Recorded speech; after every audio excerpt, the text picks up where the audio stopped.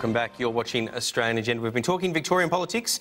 We might do it momentarily, but we're going to move very much into the federal sphere. Two important cross-bench senators, all the more important now with Jackie Lambie's defection from the Palm United Party. We're joined here live in the studio by David Leyonhjelm. We appreciate your company. Thanks very much. And joining us live out of Adelaide is Family First Senator Bob Day. Thanks very much for your company as well. Yes, good morning. I might start with you, David, or Senator David Leyonhjelm, I should say. Too familiar. The results in the upper house in Victoria, just before we move into federal politics, I know that you pay close attention to these things. How do you see that framing and affecting, I suppose, as a consequence, the way that the new Labor government will govern in Victoria? Well, based on my analysis, there'll be a six-member crossbench. There's 40 seats in the Victorian upper house. The Liberals will have 5, Liberals and Nationals will have 5, Labor 15 I should say, Labor 14, Greens 5. Looks like the Shooters and Fishers Party will have 3, Country Alliance 1, Sex Party 1, DLP 1. So if Labor wants to get its votes through and the Greens vote, its stuff through and Greens vote with it, it'll still need 2 more votes from the crossbench. Which will be interesting because none of them are natural allies of Labor and particularly not the Greens. So it's going to be an interesting time. If the Greens won't cooperate with Labor, of course, and they can get all 6 crossbenchers to vote with Labor, then it's possible that they might get 1 more vote from Liberals and still have enough even without the Greens. Now, I happen to know that there's quite a number of Labor Party people in Victoria who think governing without the benefit of the Greens wouldn't be a bad thing. Senator, the government's been in confusion all week about the $7 GP co-payment. What's your view about this issue and about the approach that the Abbott government ought to take? They haven't really pursued that $7 co-payment particularly vigorously with me or the other crossbench as far as I know. It's almost as if the idea got floated. There was a little bit of talk about it and then they lost heart in it.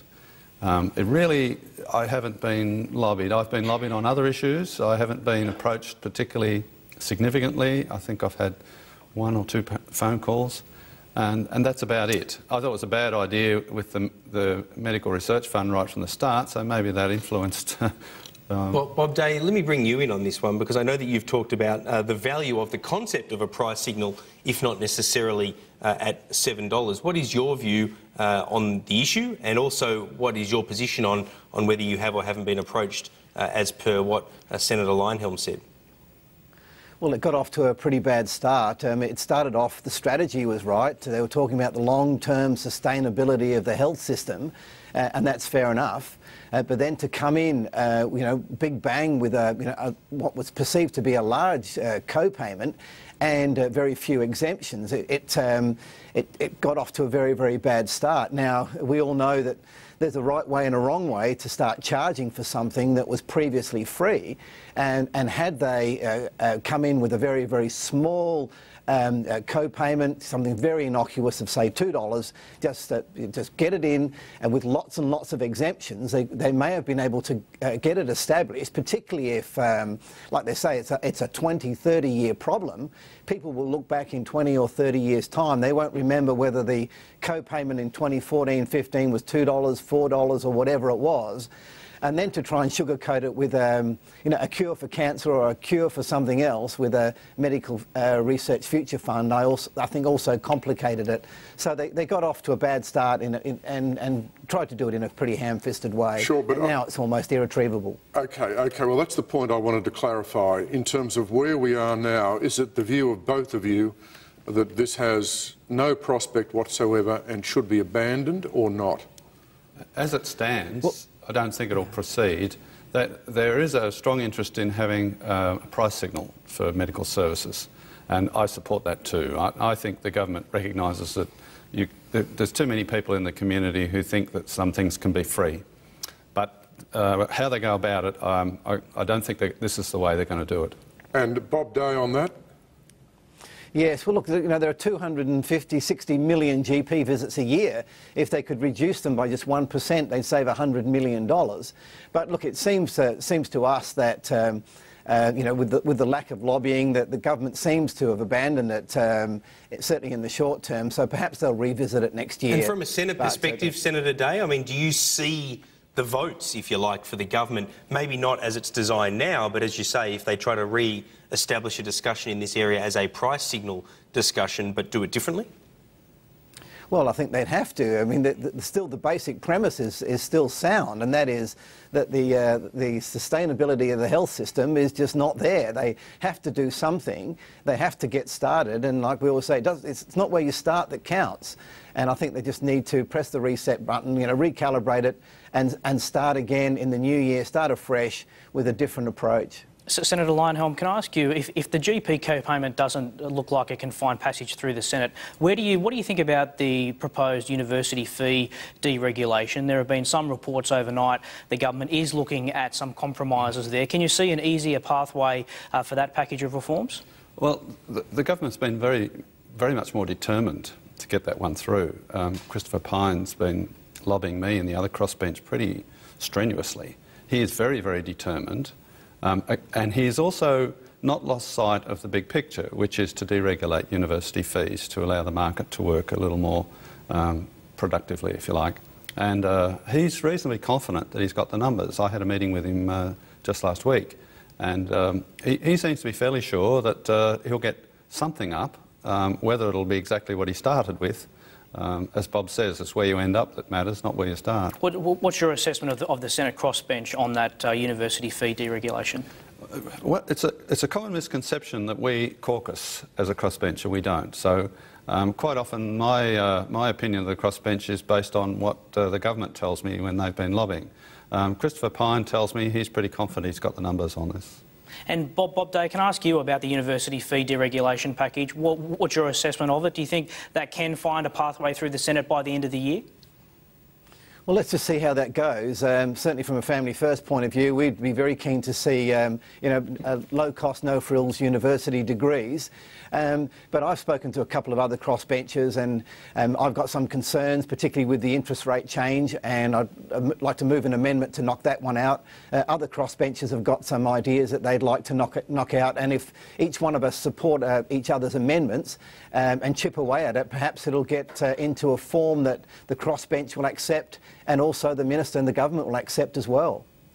I'd like to ask you about the issue which has dominated the news much of the week, which is the style and modus operandi of the Abbott government. Both of you have had clearly a number of dealings with the Abbott government in terms of Senate negotiations. I just wonder what your own assessment is of the critiques being made about Tony Abbott's style and the dominance of his private office. David Leyonhjelm, if you could start. I have concerns about Mr Abbott's office. The organisational wing seems to be hostile to my party, despite the fact that they need my vote, and also I'm far more inclined to vote for the government's agenda than oppose it. For example, they're taking my party to the Electoral Commission, the Australian Electoral Commission, to object to our name. The Victorian organisational wing took huge exception to us being registered for the Victorian election. They just don't seem to connect the fact that we're a friendly party, we vote for their agenda more often than not, and they need our vote. Outright hostility. My impression also from the other senators is that the level of control exercised by Mr Abbott's office is very uncomfortable. They complain about it quite regularly. And my feeling is that that's probably holding back the good people that are on the front bench. There are some very good people who could be backing up Mr Abbott, but I think they're held back. Bob Day, has your experience been similar? Yes, it has. I mean, David and I have been trying to be as constructive as we can in this particular term. And look, there's a golden rule. It's all about the second line. The Prime Ministers do what they have to do. They have demands on their time internationally, and of late, of course, your G20s and APEC and so on. But it's the strength of the second line in any organisation or political party which will determine its success or failure. Now, the government has got some very, very good people on that second line, and We look previous governments, whether it was John Howard and his very strong line that made him look good, going back as far as Bob Hawke had a very, very strong second line. Now, that's where it stands or falls. We've noticed it as crossbenchers, the ones who are particularly diligent, efficient, respectful, do a very good job. And look, I don't want to commentate on the government on Tony Abbott's ministry, but I think it's pretty well known that's the general principle. Senator Leyonhjelm, do you think the Victorian election result should be sending a warning to Tony Abbott and his government, particularly around the budget and their general approach to governing and their style of administration? Is there a warning in that election result for the federal coalition government that should cause them to rethink a number of their policies and how they're going about it? Yes, I do. The Victorian election came down to a contest between a big spending Liberal Party and a slightly bigger spending Labor Party. It was really a fight over who could spend more money more productively. There was no argument about whether it should be spent, about balancing the budget, fiscal responsibility. Now, Tony Abbott's government talks about fiscal responsibility, but seriously, they are missing in action when it comes to cutting expenditure. Good at sneaking up taxes. The fuel tax increase is a great example. If you can't do it through the front door, do it through the back door, but you do it nonetheless. But expenditure reductions, they haven't even got any serious ones on the agenda.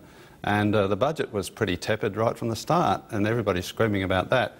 My feeling is that if they had got into office and said, look at the state of the books, as soon as they'd got into office, said, look at how bad things are, we can't keep our promises. Things are much worse than they appeared to be from the outside. We're going to have to really apply some serious surgery to the budget. They could have got away with it easily, but they wimped it. And Bob Day, can I just ask you, do you think that with this one-term Victorian coalition government going by the wayside, is that something that you think could be replicated at the federal level in just 2 years' time? Could Tony Abbott be a one-term government if he doesn't change his course dramatically? Look, parliamentary terms are very short now, and I think that the standout lesson here is that you have to act immediately. You can't afford to waste any time. The Victorian government, the Liberal government, when it came in, did nothing for the first couple of years and paid the price. And if you leave it long enough, you suddenly own all the problems of the previous government. Tony Abbott's government, I think, have missed the boat a little bit. They should have burst out of the blocks last September.